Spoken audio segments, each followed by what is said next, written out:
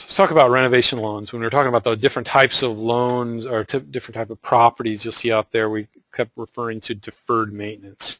Deferred maintenance is that euphemism for saying that the house is a little messed up, needs some work, right? So if you get a property that can't be purchased because it's unsafe, it's got some problems, roof damage, siding, got pest issues, maybe needs septic work, there's all sorts of things that can be wrong with the home that make it virtually unattractive to purchase unless those things can be fixed. Well, there is a solution to that, and it is a great program, and it's one to become familiar with and one to make sure your agent that's helping you is familiar with, that you're open to using this loan program. It's called the FHA 203K. There's a streamlined version and there's a regular version. On this slide we mentioned and reviewed the streamlined version, but we can go into depth about the other one if you have interest. And I do whole hour-plus presentations and trainings with agents on the 203K program.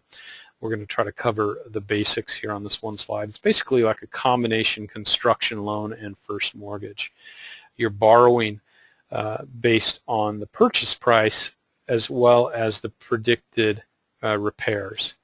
So go out and get bids. We're putting 3.5% down based on the loan plus the repair escrow. The repairs can start 30 days after closing, must finish in 6 months. They typically finish in 90 days.